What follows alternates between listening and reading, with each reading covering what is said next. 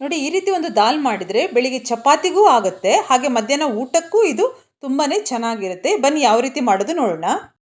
ಇಲ್ಲಿ ಮೊದಲಿಗೆ ನಾವು ಕುಕ್ಕರ್ಗೆ ತೊಗರಿಬೇಳೆಯನ್ನು ಹಾಕೋಬೇಕು. ಹಾಗೆ ಕ್ಲೀನ್ ಮಾಡಿ ಇಟ್ಕೊಂಡಿರುವ ಮೆಂತ್ಯ ಸೊಪ್ಪನ್ನು ನೋಡಿ ಹಾಕ್ಕೊಳ್ತಾ ಇದ್ದೇನೆ. ಒಂದು ಈರುಳ್ಳಿಯನ್ನು ಕಟ್ ಮಾಡಿ ಹಾಕ್ಕೊಂಡಿದ್ದೇನೆ. ಹಾಗೆ ಒಂದು ಚಿಕ್ಕ ಗೆಡ್ಡೆ ಬೆಳ್ಳುಳ್ಳಿಯನ್ನು ಸಿಪ್ಪೆ ಸುಳಿದು ಹಾಕ್ತಾ ಇದ್ದೇನೆ. 6 ಹಸಿಮೆಣಸಿನಕಾಯಿ ಹಾಗೆ 2 ಟೊಮೆಟೊವನ್ನು ಕಟ್ ಮಾಡಿ ಹಾಕ್ಕೊಂಡಿದ್ದೇನೆ.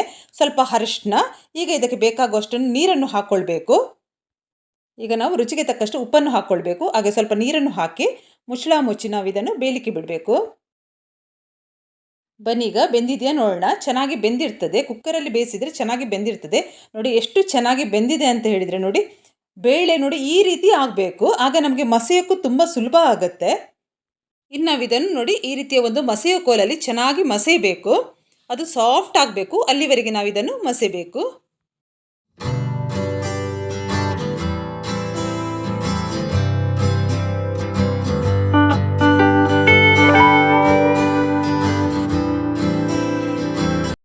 ನೋಡಿ ಈ ರೀತಿ ಆಗಬೇಕು. ಈಗ ನಾವು ಬಸ್ದಿಟ್ಕೊಂಡಿರುವಂಥ ನೀರನ್ನು ಇದಕ್ಕೆ ಹಾಕಿ ಒಮ್ಮೆ ಇದನ್ನು ಸರಿಯಾಗಿ ನಾವು ಮಿಕ್ಸ್ ಮಾಡಿಕೊಳ್ಬೇಕು.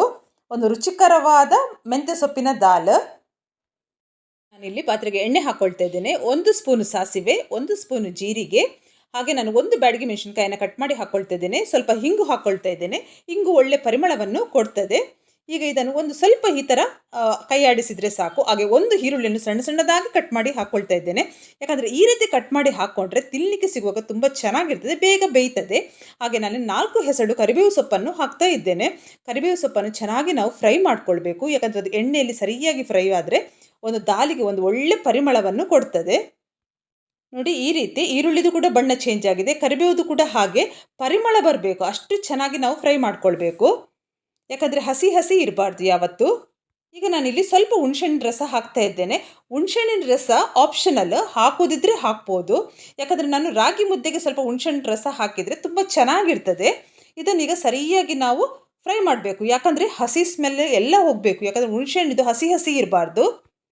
ಈಗ ಇದಕ್ಕೆ ಸ್ವಲ್ಪ ಉಪ್ಪನ್ನು ಹಾಕ್ಕೊಳ್ಬೇಕು. ಉಪ್ಪನ್ನು ಹಾಕಿ ಸ್ವಲ್ಪ ಇದನ್ನು ಈ ರೀತಿ ಮಿಕ್ಸ್ ಮಾಡಿಕೊಳ್ಬೇಕು. ಚೆನ್ನಾಗಿ ಫ್ರೈ ಆಗಿದೆ. ಈಗ ಮಸ್ತ್ ಇಟ್ಕೊಂಡಿರುವ ಈ ದಾಲನ್ನು ಇದಕ್ಕೆ ಹಾಕಿ ಚೆನ್ನಾಗಿ ಇನ್ನು ಕುದಿಬೇಕಿದು. ಒಂದು ರುಚಿಕರವಾದ ಅದ್ಭುತವಾದ ಮೆಂತ್ಯ ಸೊಪ್ಪಿನ ದಾಲ್ ಇದು. ಖಂಡಿತ ಇದು ಎಲ್ರಿಗೂ ಇಷ್ಟ ಆಗೇ ಆಗುತ್ತೆ. ನೀವು ಕೂಡ ಒಮ್ಮೆ ಮನೇಲಿ ಇದನ್ನು ಟ್ರೈ ಮಾಡಿ. ನಿಮಗೆ ಇಷ್ಟ ಆಯಿತು ಅಂತ ಹೇಳಿದರೆ ನನಗೊಂದು ಕಮೆಂಟ್ ಮೂಲಕ ತಿಳಿಸಿ. ಇದನ್ನೊಮ್ಮೆ ಸರಿಯಾಗಿ ಈ ಥರ ಮಿಕ್ಸ್ ಮಾಡಬೇಕು. ಮಿಕ್ಸ್ ಮಾಡಿದ ಮೇಲೆ ಇದನ್ನು ಕುದಿಲಿಕ್ಕೆ ಬಿಡಬೇಕು. ಮುಚ್ಚಳ ಮುಚ್ಚಿ ಕುದಿಲಿಕ್ಕೆ ಬಿಡುವ. ನೋಡಿ ಕುದಿ ಬರ್ತಾ ಉಂಟು. ಈಗ ನಾವು ಇದಕ್ಕೆ ರುಚಿಗೆ ತಕ್ಕಷ್ಟು ಉಪ್ಪನ್ನು ಹಾಕ್ಕೊಳ್ಬೇಕು. ಸ್ವಲ್ಪ ಉಪ್ಪು ಹಾಕ್ಕೊಳ್ತಾ ಇದ್ದೇನೆ ನಾನೀಗ. ಸರಿಯಾಗಿ ಮಿಕ್ಸ್ ಮಾಡಿ ಇನ್ನು ಇದನ್ನು ಚೆನ್ನಾಗಿ ಕುದಿಲಿಕ್ಕೆ ಬಿಡಬೇಕು ನಾವು. ನೋಡಿ ಚೆನ್ನಾಗಿ ಕುದಿಬೇಕು. ನೋಡಿ ಈ ರೀತಿ ಕುದಿ ಬರಬೇಕು. ಪರಿಮಳ ಕೂಡ ಅಷ್ಟು ಚೆನ್ನಾಗಿ ಬರ್ತದೆ. ಯಾಕಂದರೆ ಒಗ್ಗರಣೆ ಎಲ್ಲ ಜೀರಿಗೆ ಮತ್ತು ನಾವು ಹಿಂಗೆಲ್ಲ ಹಾಕಿದ್ದೇವೆಲ್ಲ, ಮತ್ತು ಆ ಕರಿಬೇವು ಸೊಪ್ಪು ಒಳ್ಳೆ ಪರಿಮಳವನ್ನು ಕೊಟ್ಟಿದೆ.